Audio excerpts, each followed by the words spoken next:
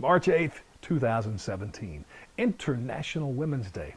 And you probably noticed we have the march here in the United States.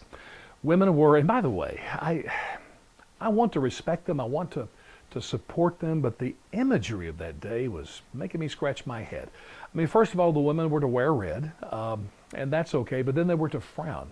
They were instructed, especially they could march not to a frown. So you got women in red frowning and wearing vagina caps. Is this the image they want me to have? A little strange. And then even worse, they hurt the very people they say they support. I mean, really the only people that took off work because they were, supposed to not go to work that day. Really the only women that did that were teachers. And so a lot of schools literally closed down. I'm thinking, wow, the people they hurt the most with that were the single working mothers who were really counting on the school doing what they said they would do to take those kids and educate them, treat them right. Now they're stuck with who knows what. They had to pay money. I don't know what happened, but it certainly was not good. And interesting enough, the red, and of course I know I go too far sometimes, so let me go too far again. The red to me, it symbolizes communism. I went to their website, the official Women's March website. They said they wanted women to wear red because red was, a symbol of energy and action. Okay, I'll give it that. It's also a symbol of friggin' communism, okay? Look at the flag of China. The whole background is red. Look at the Russian flag. And speaking of Russia, the granddaddy of communism, what was their army called? The Red Army. I mean, I could go on. If that's not enough, March 8th, Women's Day.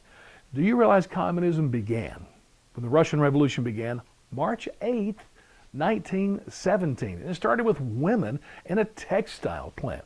But last March 8th was exactly the 100th anniversary of the beginning of communism, and women are wearing the red, not smiling, and the vagina caps.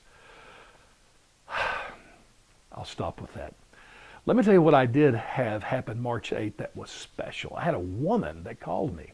She was an elderly neighbor from the past, and her husband had passed away a couple of months ago, and so we all grieved that experience and still miss him.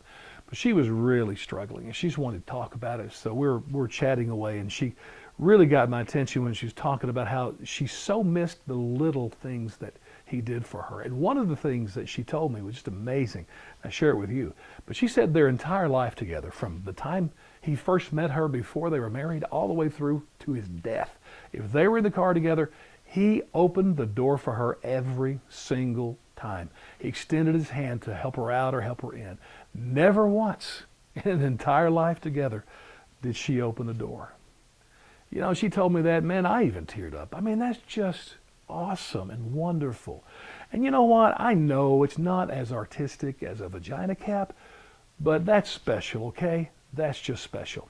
And the UN set aside this March 8th as the International Women's Day back in, I think, 1975. There's also an International Men's Day, but you know what? I say get rid of all of it.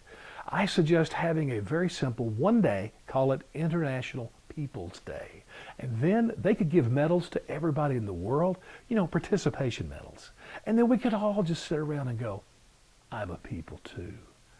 Wouldn't that feel so good?